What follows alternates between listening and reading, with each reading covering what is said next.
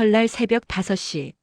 세상은 아직 어둠 속에 잠들어 있었지만 정아의 하루는 이미 시작되어 있었습니다. 앞치마를 두르고 가스레인지 앞에 선 그녀의 손은 이미 기름을 달구고 있었습니다. 차가운 부엌 바닥이 맨발을 파고들었지만 그건 신경 쓸 겨를이 없는 일이었습니다. 오늘 부쳐야 할 전은 최소 200장. 소고기전, 동태전, 깻잎전, 동그랑땡. 그 숫자는 누가 정해준 것이 아니었습니다. 15년 동안 명절이 올 때마다 정아 스스로 짊어진 몫이었습니다. 그때 휴대폰이 울렸습니다. 동서들이 모인 가족 단톡방이었습니다. 새벽잠을 깬 그 알림이 유독 크게 느껴졌습니다. 언니, 이번에 음식값 300만 원 나왔어요. 언니가 먼저 정산해 주세요. 정아의 손이 멈췄습니다. 기름이 달궈지는 소리만 부엌을 채웠습니다. 15년이었습니다. 시집온 첫 설날부터 지금까지 명절 음식은 언제나 정아의 손에서 시작되고 정아의 손에서 끝났습니다. 새벽같이 일어나 장을 보고 밤늦게까지 기름 앞에 서서 온몸에 밴 냄새를 안고 잠자리에 드는 것. 그것이 며느리의 도리라 믿었습니다. 아니, 믿으려 했습니다.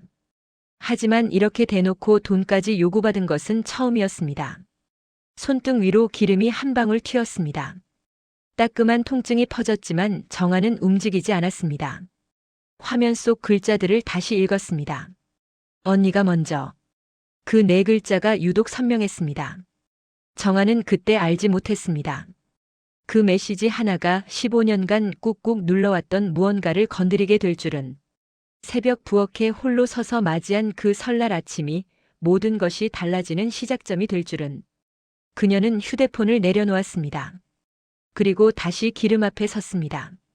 아직 부쳐야 할 전이 200장 남아 있었습니다. 아침 7시. 해가 떠오를 무렵 정아의 손은 이미 쉴 틈 없이 움직이고 있었습니다. 첫 번째 기름이 까맣게 타들어갈 때까지 그녀는 멈추지 않았습니다. 소고기전을 부치고 동태전을 뒤집고 깻잎 속에 고기를 채워넣고 1장, 2장, 10장, 20장. 손목이 저려왔지만 신경 쓸 겨를이 없었습니다. 시간은 기다려주지 않았고 저는 스스로 붙여지지 않았습니다.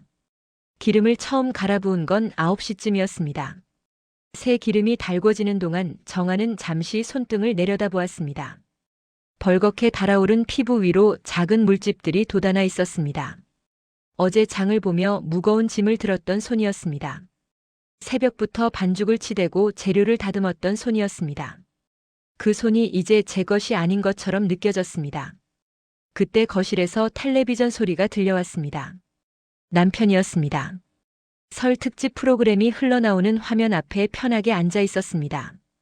정아가 기름 앞에 선 지 4시간이 지나도록 그는 한 번도 부엌에 들어오지 않았습니다. 물 한 잔 떠다 주지 않았습니다. 힘들면 조금만 해.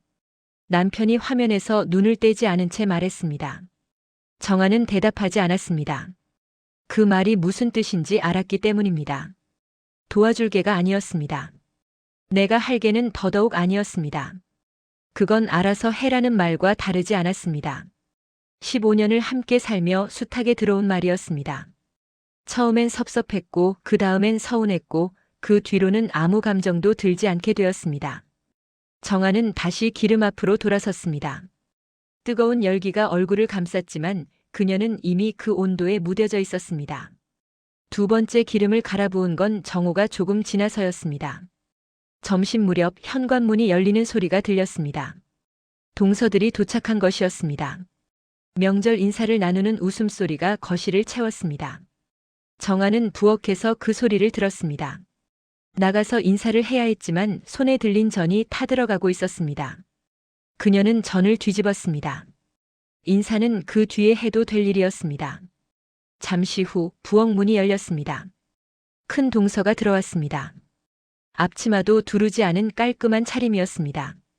그녀는 조리대 위에 쌓인 전들을 훑어보았습니다.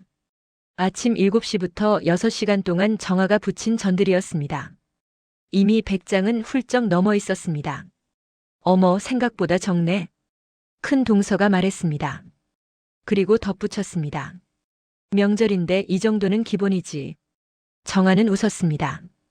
그 웃음이 어디서 나오는지 정아 자신도 알지 못했습니다. 입꼬리가 올라가고 눈이 가늘어지고 그러게요라는 말이 흘러나왔습니다. 15년 동안 수없이 반복해온 동작이었습니다. 몸이 먼저 기억하는 웃음이었습니다.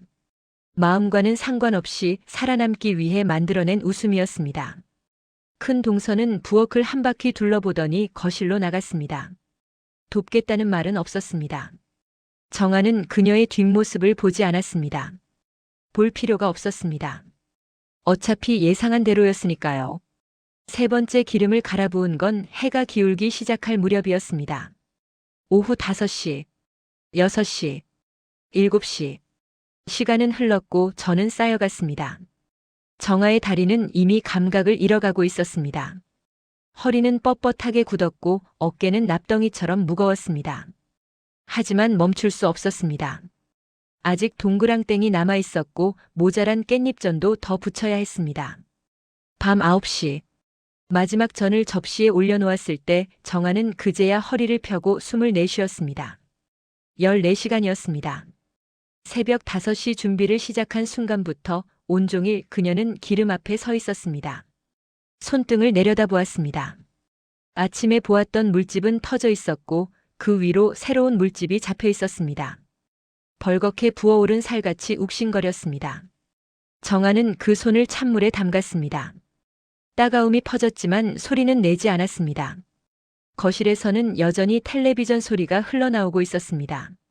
정아는 젖은 손을 앞치마에 닦으며 생각했습니다. 15년이었습니다. 15번의 설날과 15번의 추석. 그 모든 명절을 그녀는 이 부엌에서 이 기름 앞에서 홀로 보냈습니다.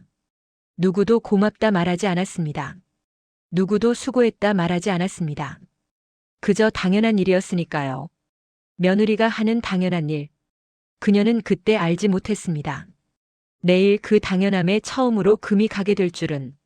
다음 날 저녁 무렵 저는 218장이 되었습니다. 정확히 세어보지 않아도 알 수 있었습니다. 해마다 세어왔으니까요. 한 장 한 장 접시에 올릴 때마다 머릿속에서 숫자가 올라갔습니다. 그것은 정아만의 습관이었습니다. 아무도 알아주지 않는, 아무도 관심 없는 오직 자신만을 위한 기록이었습니다. 그때 동서가 다가왔습니다. 손에는 종이 한 장이 들려 있었습니다. 계산서였습니다. 빼곡하게 적힌 숫자들 아래 빨간 펜으로 밑줄이 그어진 총액이 보였습니다. 고깃값, 과일값, 기름값 합쳐서 300이야. 언니가 먼저 보내. 정아는 그 종이를 받아들었습니다. 손가락 끝이 떨렸지만 얼굴에는 아무 표정도 짓지 않았습니다.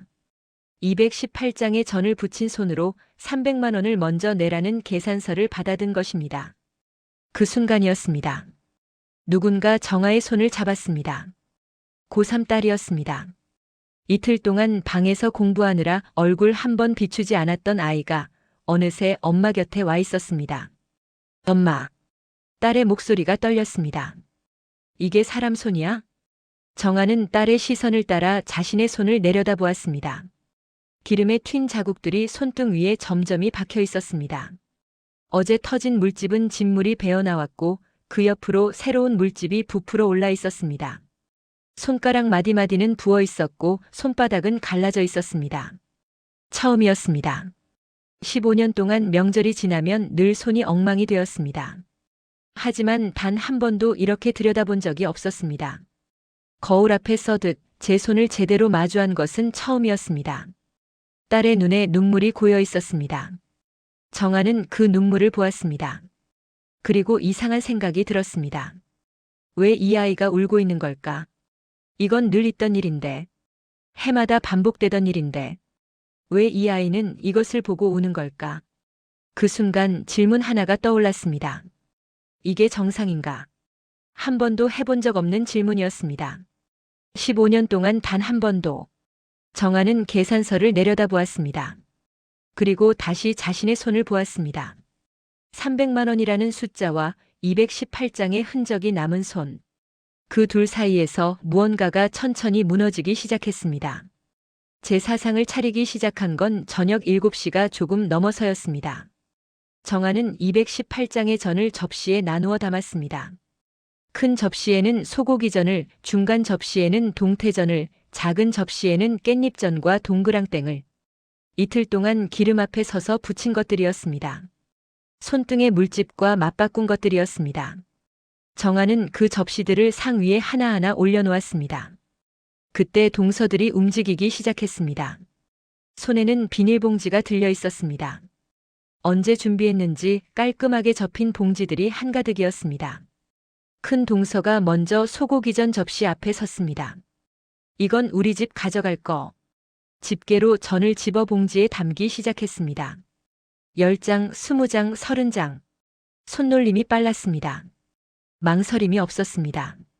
작은 동서도 뒤질세라 동태전 앞으로 다가왔습니다. 이건 애들 줄 거야. 우리 애들이 동태전 좋아하거든. 정아는 그 모습을 지켜보았습니다. 입술이 움직이지 않았습니다. 말이 나오지 않았습니다. 아니, 무슨 말을 해야 할지 몰랐습니다. 218장. 새벽부터 밤까지 이틀에 걸쳐 부친 전들이 눈앞에서 사라지고 있었습니다. 몇 분이 지났을까요? 상 위를 다시 보았을 때 남은 전은 30장 남짓이었습니다. 218장 중 30장. 나머지는 모두 동서들의 비닐봉지 안에 들어가 있었습니다. 제사상에 올릴 전보다 가져갈 전이 더 많았습니다. 정아는 아무 말도 하지 않았습니다. 15년 동안 그래왔듯이. 그때였습니다. 안방 문이 열렸습니다. 거실이 조용해졌습니다. 동서들의 손이 멈췄습니다. 모든 시선이 안방 쪽으로 향했습니다. 시아버지였습니다. 아침부터 안방에서 신문을 보고 계셨던 분이었습니다. 좀처럼 명절 준비에 나서지 않으시는 분이었습니다. 그분이 지금 천천히 걸어 나오고 계셨습니다. 시아버지의 걸음이 상 앞에서 멈췄습니다.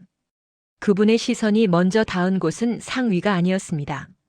정아의 손이었습니다. 부어오른 손등, 터진 물집, 갈라진 손가락. 시아버지의 눈이 그 위에 오래 머물렀습니다. 그리고 천천히 고개를 돌려 상 위를 바라보셨습니다.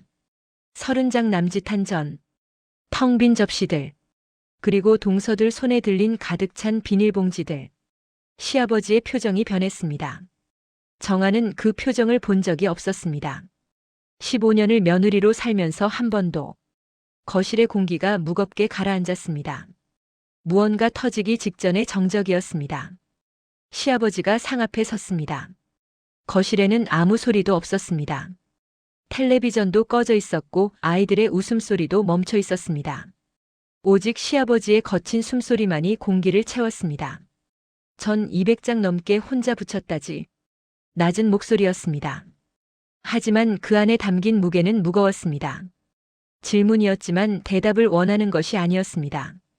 이미 답을 알고 있는 사람의 물음이었습니다. 아무도 대답하지 않았습니다. 큰 동서는 손에 든 비닐봉지를 슬그머니 등 뒤로 감추었습니다. 작은 동서는 고개를 숙인 채 바닥만 바라보았습니다. 남편들은 소파에 앉은 채 눈을 피했습니다. 정아의 남편도 마찬가지였습니다. 시아버지의 시선이 상 위를 훑었습니다. 30장 남짓 남은 전, 텅 빈 접시들, 그리고 제 몫을 챙기느라 바빴던 며느리들. 그분의 손이 움직였습니다. 두 손으로 상의 모서리를 잡았습니다. 핏줄이 붉어진 늙은 손이었습니다. 하지만 그 손에 담긴 힘은 젊은 사람 못지않았습니다. 쿵! 상이 밀렸습니다. 접시들이 바닥으로 떨어졌습니다. 삭이 깨지는 소리가 거실을 가득 채웠습니다. 남은 전들이 바닥 위로 흩어졌습니다. 30장 남짓, 218장 중 마지막까지 살아남았던 것들이 차가운 바닥 위에 나뒹굴었습니다. 그 순간이었습니다. 여보. 비명 같은 목소리가 터져 나왔습니다. 시어머니였습니다. 소파에서 벌떡 일어서려던 그녀가 휘청였습니다. 손이 허공을 더듬었습니다. 잡을 곳을 찾는 손이었습니다. 하지만 아무것도 잡지 못했습니다. 쿵. 두 번째 소리가 울렸습니다. 시어머니가 그 자리에서 쓰러진 것이었습니다. 거실이 아수라장이 되었습니다. 비명 소리가 터졌습니다. 아이들이 울기 시작했습니다. 누군가 119에 전화를 걸었습니다. 큰 동서가 소리쳤고 작은 동서가 허둥댔습니다. 남편들은 쓰러진 어머니 곁으로 달려갔습니다. 정아는 움직이지 않았습니다. 아니, 움직일 수가 없었습니다. 두 발이 바닥에 붙어버린 것처럼 그녀는 그 자리에 선 채 모든 것을 지켜보았습니다. 흩어진 전들을, 깨진 접시들을, 쓰러진 시어머니를, 그리고 상 앞에 선 채 굳어버린 시아버지의 뒷모습을. 구급차가 왔습니다. 들것이 들어왔습니다. 시어머니가 실려 나갔습니다. 병원으로 향하는 차 안에서도 정아는 아무 말도 할 수 없었습니다.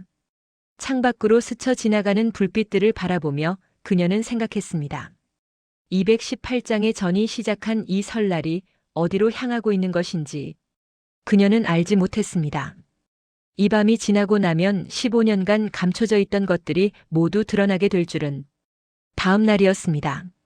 시어머니는 병원에 입원해 있었습니다. 다행히 큰 이상은 없었습니다. 급격히 일어서다 혈압이 떨어진 것이었습니다.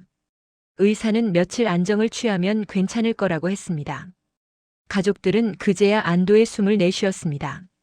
하지만 시아버지의 표정은 여전히 굳어 있었습니다. 오후가 되자 시아버지가 가족들을 거실로 불러 모았습니다. 동서들도 아들들도 모두 소파 앞에 섰습니다. 평소 같았으면 농담 한마디 건넬 분위기였지만 오늘은 누구도 입을 열지 못했습니다. 어젯밤 일이 모두의 머릿속에 남아 있었습니다. 시아버지가 서랍에서 무언가를 꺼냈습니다. 낡은 봉투였습니다. 누렇게 바랜 종이 봉투. 두툼하게 부풀어 있었습니다. 그 안에 무엇이 들었는지 아무도 알지 못했습니다. 시아버지가 봉투를 탁자 위에 내려놓았습니다. 열어봐라. 큰아들이 조심스럽게 봉투를 열었습니다. 그 안에서 종이 뭉치가 쏟아졌습니다. 영수증이었습니다. 마트 영수증, 시장 영수증, 정육점 영수증. 15년치의 장보기 기록이 거기 있었습니다. 빼곡하게 쌓인 종이들 사이로 손글씨가 적힌 정산표도 보였습니다. 날짜별로 품목별로 꼼꼼하게 정리된 기록이었습니다. 그리고 그 아래 접힌 종이가 하나 더 있었습니다. 병원 진단서였습니다.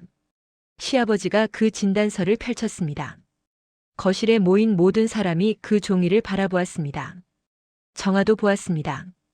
자신의 이름이 적혀 있었습니다. 언제 받은 진단서인지 기억이 나지 않았습니다.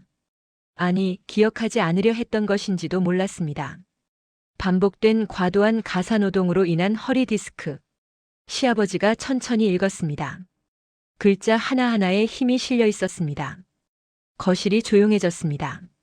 동서들은 고개를 들지 못했습니다. 아들들은 서로의 눈치만 살폈습니다. 정아의 남편은 입술을 굳게 다문 채 바닥만 바라보았습니다. 시아버지가 정산표를 들어보였습니다. 총액 2,300만 원. 15년 동안 정아가 명절 준비에 쓴 돈이었습니다. 장을 보고 재료를 사고 기름을 갈고 누구에게도 받지 못한 돈이었습니다. 누구에게도 말하지 않은 돈이었습니다. 그저 며느리의 도리라 여기며 혼자 감당했던 돈이었습니다. 시아버지가 동서들을 바라보았습니다. 며느리가 일꾼이냐? 낮은 목소리였지만 그 무게는 천근 같았습니다. 큰 동서의 얼굴이 하얗게 질렸습니다. 작은 동서는 입술을 깨물며 고개를 숙였습니다. 시아버지가 말을 이었습니다. 앞으로 명절은 돌아가며 한다. 지금까지 쓴 돈도 정산한다. 아무도 반박하지 않았습니다. 아무도 변명하지 않았습니다. 동서들은 그저 고개를 숙인 채 서 있을 뿐이었습니다. 정아는 그 모습을 바라보았습니다. 눈물이 나오지 않았습니다. 오히려 이상하게 담담했습니다. 15년이 걸렸습니다. 누군가 대신 말해주기까지. 그녀는 자신의 손을 내려다보았습니다. 아직 물집 자국이 남아 있었습니다. 하지만 이제 그 손이 조금은 가벼워진 것 같았습니다. 1년이 지났습니다. 다시 설이 찾아왔습니다. 하늘에서는 한방눈이 내리고 있었습니다. 창밖으로 보이는 풍경은 1년 전과 다르지 않았습니다. 하지만 정아의 설날은 완전히 달라져 있었습니다. 정아는 거실 소파에 앉아 있었습니다. 앞치마를 두르지 않았습니다. 새벽부터 일어나지 않았습니다. 손에는 기름 자국 대신 따뜻한 찻잔이 들려 있었습니다. 그녀는 창밖으로 내리는 눈을 바라보았습니다. 15년 만에 처음으로 설날 아침의 풍경을 제대로 본 것이었습니다. 부엌에서 기름 달궈지는 소리가 들려왔습니다. 기름 앞에는 큰 동서가 서 있었습니다.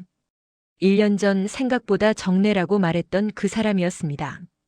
지금은 앞치마를 두른 채 전을 부치고 있었습니다. 손놀림이 서툴렀습니다.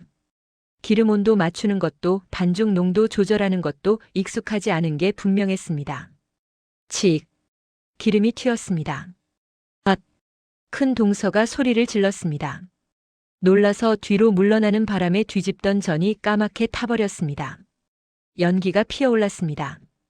큰 동서는 당황한 얼굴로 탄전을 집어들었습니다. 정아는 그 모습을 지켜보았습니다. 웃음이 나올 법도 했습니다. 통쾌함을 느낄 법도 했습니다. 하지만 정아는 웃지 않았습니다. 그저 담담하게 바라볼 뿐이었습니다. 그녀는 알고 있었습니다. 저 기름 앞에 서는 것이 얼마나 고된 일인지, 튀는 기름을 맞아가며 전을 부치는 것이 얼마나 힘든 일인지. 정아는 처음으로 명절에 앉아있는 사람이 되었습니다. 15년 동안 한 번도 되어보지 못한 사람이었습니다. 기름 앞에 서지 않는 설날, 손등에 물집이 잡히지 않는 설날. 그것이 이렇게 평화로운 것인지 정아는 이제야 알았습니다. 저녁이 되었습니다. 식사가 끝났습니다. 가족들이 하나둘 자리를 뜨기 시작할 무렵 시아버지가 정아를 바라보았습니다. 1년 전 상을 밀어버렸던 그 눈이었습니다. 하지만 오늘의 눈빛은 달랐습니다. 거기에는 분노 대신 다른 무언가가 담겨 있었습니다. 정아야. 시아버지가 조용히 불렀습니다. 정아가 고개를 들었습니다. 시아버지와 눈이 마주쳤습니다. 15년을 며느리로 살면서 이렇게 이름이 불린 적이 몇 번이나 있었을까요? 넌 우리 집 기둥이다. 짧은 말이었습니다. 하지만 그 말의 무게는 가볍지 않았습니다. 15년 만에 들은 말이었습니다. 200장이 넘는 전을 부치며 한 번도 듣지 못한 말이었습니다. 새벽부터 밤까지 부엌에 서며 기다렸던 말이었습니다. 정아의 눈가가 뜨거워졌습니다. 울지 않으려 했습니다. 하지만 눈물이 흘렀습니다. 소리 없이 조용히. 15년의 시간이 그 눈물 속에 담겨 있었습니다. 그날 이후 설날은 더 이상 두렵지 않습니다. 300만 원을 먼저 보내라던 그 메시지도 새벽 5시에 일어나야 했던 그 아침도 이제는 지난 일이 되었습니다. 정아가 얻은 것은 돈이 아니었습니다. 300만 원보다 값진 것이었습니다. 그것은 존중이었습니다. 오늘 이야기 어떠셨나요? 혹시 이 이야기가 누군가의 모습처럼 느껴지셨다면 그건 우연이 아닐 겁니다. 우리는 모두 각자의 자리에서 말 못할 무게를 지고 살아가고 있으니까요. 당신의 수고도 당신의 인내도 누군가는 알아봐 주길 바랍니다. 이 영상이 마음에 와닿으셨다면 좋아요 한번 눌러주세요. 그 작은 손길이 더 많은 분들께 이 이야기를 전하는 힘이 됩니다. 아직 구독을 안 하셨다면 지금 함께 해주세요.